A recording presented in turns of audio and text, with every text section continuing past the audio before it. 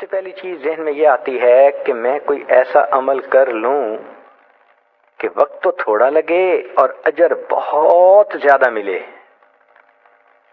چنانچہ توجہ سے سنیے.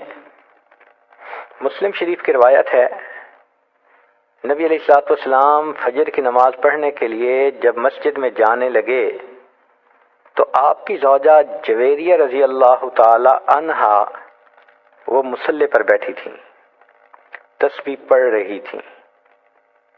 چنانچہ نبی علیہ الصلوۃ والسلام نے جا کر فجر کی نماز پڑھائی.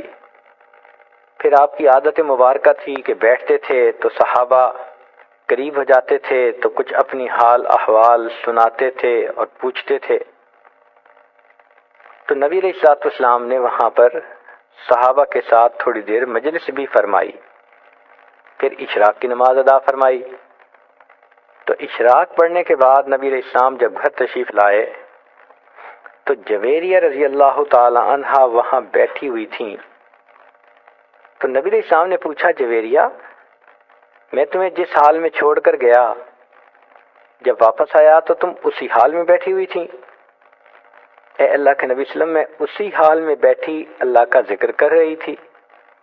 تو نبی علیہ السلام نے فرمایا، جویریہ میں تمہیں 3 کلمات سکھا دیتا ہوں، ایک کلمہ سکھا دیتا ہوں، تم اس کو 3 مرتبہ پڑھ لیا کرو، تمہیں فجر سے لے کے اشراق تک کی عبادت کا ثواب مل جائے گا.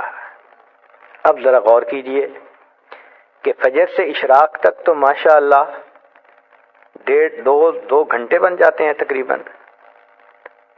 تو 2 گھنٹے کی عبادت ایک طرف اور اس ایک فقرے کو 3 مرتبہ پڑھنا ایک طرف.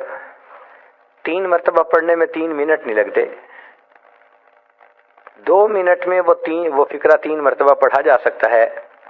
یوں کہہ سکتی ہیں کہ 2 منٹ میں آپ چاہیں تو فجر سے لے کے اشراق تک کی عبادت کا ثواب مل سکتا ہے. اس کو ابو داؤد شریف نے بھی روایت کیا.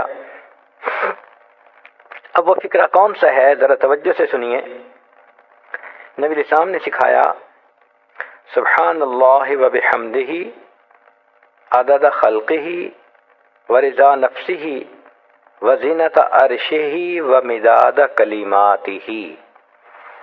یہ چھوٹا سا جملہ ہے، اس کو اگر آپ یاد کر کے 3 مرتبہ روزانہ پڑھ لیا کریں تو فجر سے لے کے اشراق تک کی عبادت کا ثواب مل جائے گا.